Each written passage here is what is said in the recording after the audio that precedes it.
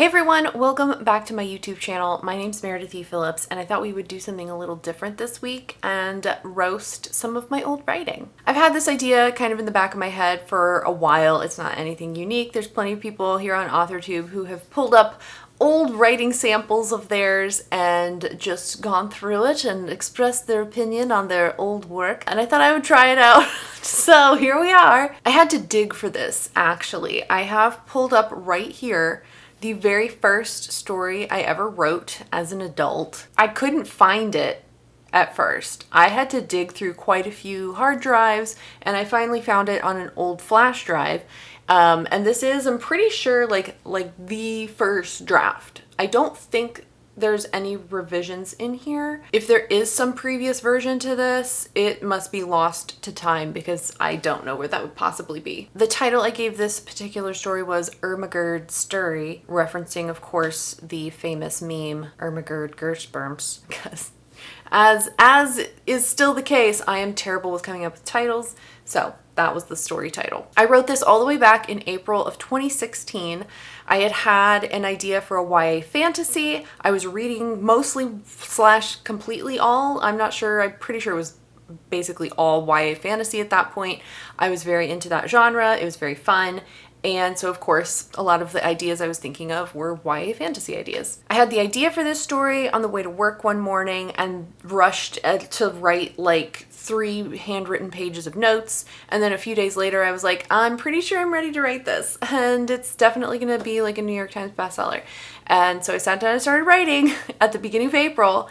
And it took me about 6 weeks. And I had 112,000 words, which is entirely too much, but that's what I ended up with. I was so excited, and I will say, like, even though the results you will soon see are maybe not stellar, I had so much fun. I had so much fun writing this story, knowing absolutely nothing about the writing craft, about 3-act structures, about character arcs. I knew none of those things, and it was nice, honestly, not having all of that kind of weighing down at the back of your head like I do now. I just was like, here's a story.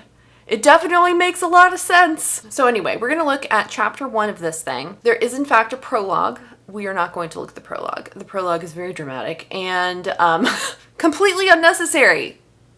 As prologues are wont to be, it's completely unnecessary to the rest of the story. I didn't need to write it, but I thought it would be cool to like start with like some big like traumatic emotional scene of families being ripped apart, and it's just horrific, you know, like that kind of thing. We're not gonna read that. It's like a page long. It's worthless. Anyway, I'm gonna go through chapter 1. It's only about 2.5 pages. Yeah, 2.5 pages. And what is this, like 1.5 spaced? So it's maybe like 3 pages if I double spaced it or so, something like that. Anyway, we're gonna go through this and I'm gonna tell you what I think about this work. It's definitely very good. It's not. All right, let's go. Okay, here we are, chapter 1. It's 10 years after the prologue that we didn't need. My main character here is Calla. Here we go. The carriage bumped along the nearly abandoned dirt road and slowly wove through a grove of massive oak trees. Okay, sentence 1. We're really starting off with something super compelling, are we not? No, this is not it for a first line. That's okay. It's fine. It's just boring. Like a carriage is going down the road. Thrilling. Nobody wants to keep reading after that. That's pretty boring. The other thing about this sentence is it's very wordy. There's like 3, how many? I have too many prepositional phrases in here. Along the nearly abandoned dirt road, that's 1. Through a grove is another one, and then of massive oak trees that's 3 prepositional phrases in 1 sentence. There's not like a rule about that, but the more prepositional phrases you have in 1 sentence, the potentially more wordy and just like overwritten it's gonna sound. The other thing here is there's a lot of adjectives. Nearly abandoned dirt road. And then we have massive oak trees. Like, it's just a lot of adjectives. So first sentence, we're not off to a fantastic start. It's not the worst. It could be worse, but it's pretty boring. At first, the trees were thin and short, not much taller than a house. As they went deeper into the forest, the trees became thicker and more substantive. Finally, the driver pulled the horses to a stop and Abaddon peeked out the window. Okay, so we have a they here that doesn't reference anybody because we haven't met anyone yet. We finally get a name of a character here, Abaddon. Abaddon. I don't remember how I wanted it to be pronounced. And we have a driver. Yes, this is good. He turned to me. Kala, are you ready? This is not punctuated correctly. He turned to me is not a dialogue tag, so you shouldn't be using the comma end quote here. It should be a period here, and then this should be capitalized. And then the rest of this. I looked out at the huge trees and nodded. Abaddon opened the carriage door for us, and he stepped lightly out onto a thick layer of leaves that had built up over the decades. We don't really need this adverb. We could use a stronger verb. It's just very bland. I don't know. We do get a little bit of setting description. Okay, we all know that I struggle with that. So I did have some setting description, but we don't have any kind of character information yet other than names, I guess. Okay, he held out his hand for me, but I jumped from the carriage and landed beside him. Abaddon rolled his eyes. I'm only glad you're rebellious in small petty matters rather than more important things, my dear, he smiled. Oh my gosh, okay. All right, this is also incorrectly, well, okay, here's an interesting thing. Let me know what you think. He smiled. I have heard this, officially, because I've definitely seen this used as a dialogue tag in books before, in published books before. But I've also heard that this is technically incorrect. You can't smile words. That's something you do as you say words. So you could say, he said with a smile, he said while smiling, he said as he smiled. You could do all that kind of stuff. But he smiled or he winked is not how you would correctly punctuate this or write this. What do you think? Do you use that? Do you use he smiled or he winked or he growled? We know that's a popular one. Do you use that as a dialogue tag, or do you avoid it? I can see the argument like why it's wrong, so to speak, but I also don't know if I super care. Yes, I rather imagine you are. I retorted and laughed. My dialogue is actually fantastic. That feels very like campy to me. I don't know. Abaddon was forever on the receiving end of my small rebellious acts, getting wheat bread for him when he asked for rye, only returning 3 glass orbs when he had requested 4, taking longer than necessary to retrieve his cloak. He took it well enough though, usually with a weak attempt to hide his smile. Okay, so we're getting maybe a little bit of characterization here. She does like little... Are these really rebellious acts? It seems like she just is like antagonizing him for reasons we don't know. We have a little bit of world building in here with these 3 glass orbs. I don't, if you're a reader, I know what it refers to. But if you're reading this for the first time, you have no idea what is this for. It's a tiny bit of world building, I guess. And we're getting a little bit of characterization, I guess, right in here. He took it well enough, though, usually with a weak attempt to hide his smile. So, like, she's kind of annoying, but maybe he kind of likes her anyway. I don't know. Today we will start extracting these trees. He shuffled some leaves at his feet. Okay, again, this isn't a dialogue tag here. So this should be a period, like this, and then this should be capitalized like that. I'll put it back for posterity. Okay. A little bit more world building, because clearly this is referring to something in this universe. Let's see what else he says. These were planted over 40 years ago, around the time I came to work at the castle. He stilled and his eyes wandered up the tall trunks. So much has happened in those decades and we've let the trees watch it all go by, but now they must give something back to us. Okay, so we're getting a little more world building. I don't know if this is like super info dumpy. It's a little bit it's not the worst instance of info dumping you could do. He reached out and ran his hand against the bark of the nearest oak. There are hundreds of trees that are ready, so we'll take our time gathering their life forces. No need to wear yourself out. This sounds a little like, as you know, Bob, right? Like, he wouldn't need to say this to her. Like, she would know why they're there. He's saying this so the reader will know they're there, but that's not exactly the best way to go about doing this. Okay, so we're getting life forces out of the trees. A little more world building, maybe a hint at the magic system. Gathering life forces sounds like magic to me. I made a non-committal noise and reached out for one of the trees. Deep within, I could feel the faint pulse of its life force thrumming steadily.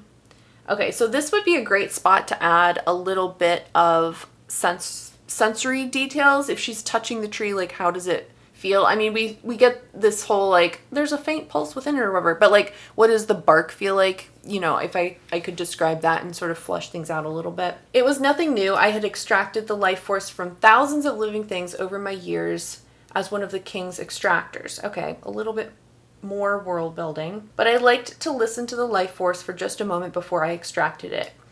Each living being had a unique sound. Wait, what? Each living being had a unique sound, a feel to it. Oh, I think I need some commas in here. Some stronger, some weaker, some rougher, some smoother. I don't like how that flows at all. No. The oak tree gave off a pleasantly steady beat. Okay. If she's done this thousands of times, it seems like she would probably have something a little more insightful to say than just a pleasantly steady beat. I don't know. Hand me an orb, Abaddon, and I can start. I motioned impatiently again. Man, I'm really misusing this a lot. Period, and then this is a new sentence. I motioned impatiently toward the wooden box we had brought with us. I'd like to get back before dinner. Okay, so now we're going to get to find out what these orbs are for. Abaddon carefully opened the box with a brass key that was hung around a gold chain on his neck. A lot of prepositional phrases in there. And slipped a beautiful clear glass orb from its padding case. Oh my gosh. Oh, also, this is the wrong kind of it's. This is just, again, like, just very wordy.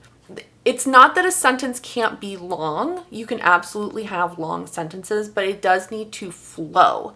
And this isn't easy to read. It isn't easy to it's too many details and they're unnecessary. Pick some of important details and add that, but we don't need all of this. So we've got with a brass key, around a gold chain, on his neck, from its padded casing. Okay, so we've got like 4 prepositional phrases in here. We've got a huge number of adjectives. Like, it's just a lot. It's just a lot. This could either be broken up into 2 sentences. We could reduce, like, some of this. Do we need to know that it was around his neck on a gold chain? Like, that seems extraneous, so you could kind of cut that kind of stuff. Here you are, my dear, he said as he handed it to me gently. Adverb. We could, you know, you can use adverbs. I don't feel like it's wrong all the time. This instance, I feel like, sure, you can use it there. You could describe how he was handing it to you so that you can avoid the adverb, or, you know, use a different verb instead of handed it to me. I gripped the orb firmly in my left hand and rested my right hand against the oak tree. Immediately, the steady life force became louder and seemed to beat faster within the tree. We usually don't want to use words like immediately, suddenly, all at once, like that kind of thing. You can just like cut them out completely. Or you can use another way to say, like, you know, if it was a surprise or something like that, the character's reaction can indicate, oh, this is a surprising thing. My eyes closed and I reached out with my own life force, connecting it to the force within the tree. We're gonna use, oh my gosh, hold on, okay. My body shivered as the forces held on to one another, swirling and racing back through my hand. For a brief moment, my life force and the life force from the oak tree were melded together within me. I felt more powerful, but dangerously so. How? I'm kind of like, how do you feel more powerful? Like, is it like a strength power? Like mind power? And like, why is it dangerous? If I suddenly had like more strength in some manner, like, why would that be dangerous? I don't know. That it's a little confusing. / needs more details. Okay. I quickly shifted the life force of the oak tree down my left arm and into the glass orb. I inhaled sharply as I felt the life force ripped away from my own and opened my eyes. The number of times I have used life force in this little section here. Let's count them. That's a lot. 1, 2, 3, 4, 5, 6, 7, 8. 8 times. I've used force or life force 8 times in like, what, 4 or 5 sentences here? That's way too many. That's way, way too many. We need to reword that so that you're not using... I know, like, in this kind of context, it can be difficult because you're continually referencing, like, this thing, but there are ways to reword stuff so that you wouldn't have to reference it that many times, or so that we can understand what's happening without having to name it, because it just sounds repetitive at this point. The glass orb was glowing slightly, and a pale green shadow whirled within it. I looked up at Abaddon. That's it? I asked. I thought after 40 years these trees would have at least a little more hue to their forces. Okay, so this is giving us maybe a little bit more of a hint at whatever this life force is. We don't know what this is at this point. What does this do? Why are they collecting it?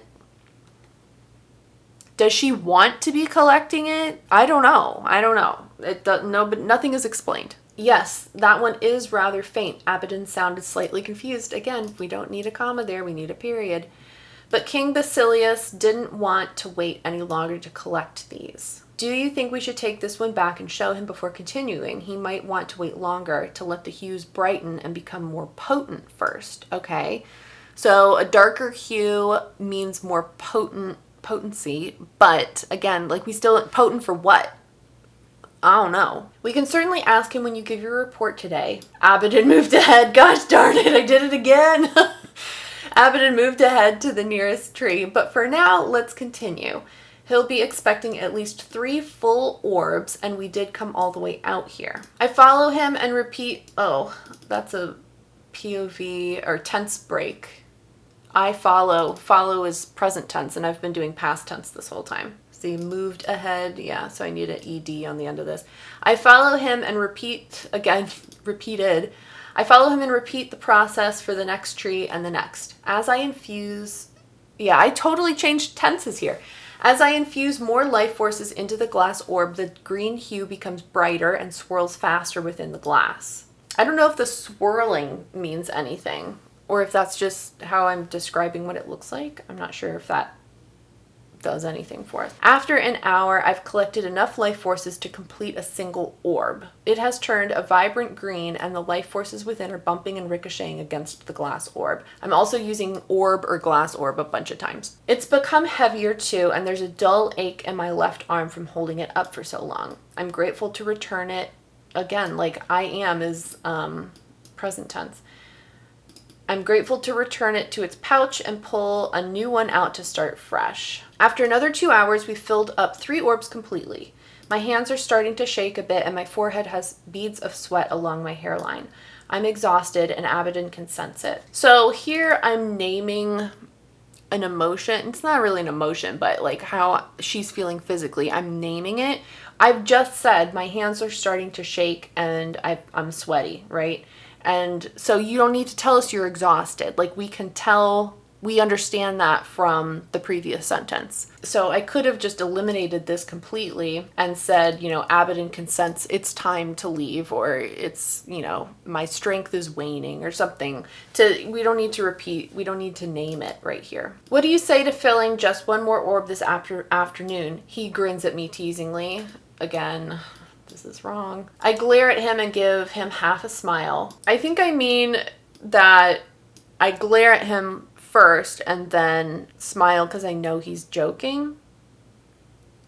But this makes it sound like it's happening at the same time, and typically if you're glaring at someone, you're not also smiling at them. So that needs to be reworded. I have no energy left to come up with a retort, so I settle for dragging myself into the carriage and lying down on the cushioned seat. Again, this is all present tense. Yeah. Abaddon joins me a moment later and snaps the door shut behind him. We've had no description of Abaddon. We've had no description of Kala. Abaddon, I guess we would know, is older because he says the trees have been there since he was since he started at the castle 40 years ago, so he's got to be at least 50 if he started as like a kid or something. I don't know. Calla seems like she's young, but we have no, like, is she 14? Is she 18? Is she 24? Is she 34? I don't know. She doesn't feel like she's 34. That seems a little old, but yeah, we have no sense of how old she is. Driver, he calls, let's be on our way. The horses turn away from the oak grove and we're soon back to the bumpy dirt road. Is that the exact same phrase I used earlier? No, I said abandoned dirt road. I don't know that we need to repeat the fact that it's a dirt road. We should already know that. My eyes are closed and my breathing is slowly returning to a regular rate. Yeah, I've totally switched to like present tense. That's hilarious. That's hilarious. I take a quick glance at Abaddon. He's resting his head against the side of the carriage, staring out the window as the countryside rolls by. I wish we could know what it looked like too, but I guess not. I close my eyes again and begin to slip into sleep. I would never be able to close my eyes, let alone fall asleep around anyone else but Abaddon.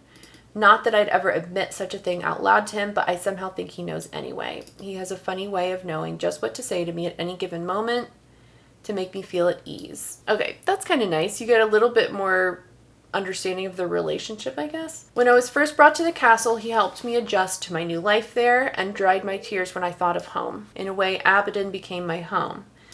His calmness is just like my pa, his sense of humor is quick and sharp like Ma's, and his passion for the kingdom reminds me of my brother Tristan. Okay, so we get a little bit of character background. I don't think this is terrible in terms of like letting us know some things about her background and where she's come from. It gives us a little sense of their relationship. This might have been better served earlier in the chapter, just so that we know like who are these two to each other. The carriage is rhythmically swaying lulls me. I don't think that's correct. The carriage's rhythmic swaying lulls me. I think that's what I meant. And soon I'm pulled away from everything by the sweet nothingness of sleep. Hilarious, because through multiple books, not even just this book, but like multiple books, one of the things that I constantly found myself doing was I would end chapters with the character or characters falling asleep. You can end a chapter with characters falling asleep, like that's not a bad thing, but it was like every other chapter. It was often. It was very often. And that's also not like the most exciting way to end a chapter. Usually you want to, be propelling the reader forward, like, oh, what's going to happen next? Usually falling asleep doesn't, like, I don't know, there's no sense of urgency there. And so that's not the best way to end a chapter. So, overall thoughts on chapter 1 of Ermagerd Sturry. So the biggest thing I think that stands out to me here is the fact that there's no conflict. They go into the forest, they need to get these life forces for reasons, like we have no idea what these life forces do, what they're going to use them for. Why are they important? She's an extractor, but like, okay, she gets life forces. Like, how did she become an extractor? I don't know. Why is this Abaddon guy with her? He doesn't really seem to be helping. He's just like with her, but she reads to me like she's not a little kid. So just like, I don't know why they're together out there. Anyway, there's no conflict. There's nothing that what's her goal? I get the life forces, I guess, but that's not the most compelling of goals, especially since we have no idea like why anybody wants them for anything. There's no sense also of like the overall story. Like, where are we going from here? I have no idea. This seems like a vignette, like a little mini story that has no conflict. The end. Like, there's nothing, like, I have no idea what her overall story goal is. I have no idea if she's happy doing this. Like, it talks a little bit about, oh, she's doing these little rebellious acts that aren't like really all that rebellious. But like, does that mean she's not really happy in this life? Was she like conscripted into this? I don't know. So there's a lot of questions you're left with, and they're questions that you shouldn't be left with at this point, at the end of chapter 1. Like, you definitely want your readers to have certain questions that will encourage them to keep reading. But there's so many questions that it doesn't really make sense. And if something doesn't really make sense, you're not going to want to keep reading. Oh my gosh. Hello? Okay, thank you so much. So yeah, no conflict, no sense of the character's overall goal. We have no idea where this is going in terms of the story. They're going to go back to the castle now. For what? I don't know. So there's just a lot of like basic questions that we should have answers to at this point, or at least like partial answers to keep us reading. We also, of course, had all of the tense changes and the overly wordy sentences at times. Anyway, that was my chapter 1 from like 9 years ago, 8 years ago, whatever many years ago. It's not the worst, I guess. It could be worse than this, but it definitely needs some help. But at the same time, I am proud of this in a way because it just represents like the beginning. It represents the little start I had. And that's definitely worth something. It's not worth selling, and it's not worth any more of your time than you've already spent on it, but it is worth something to me. I'll not get rid of it, but I also don't plan to share it because the rest of it undoubtedly reads pretty much the same as this. So I hope that was fun. Have you gone back and read like really old stuff you wrote years ago and you're just like cringing hardcore? Do you go back and look at that stuff, or is it like locked in a closet and you can't throw it away, but you also don't want to revisit it? Like what do you do with all of this old work of yours? If you would like to roast me in the comments, feel free to do so. I will say my current work, my current writing does still need help. It is not perfect. I will be bold though and say that it is better than this. Like just on the whole, it is better than this. For now, if you liked this video, give it a thumbs up, and if you haven't already, you can click the subscribe button. I post videos usually on Fridays. Thank you so much for watching. I hope you have a great rest of your day and write better words than this. I will see you next time. Bye!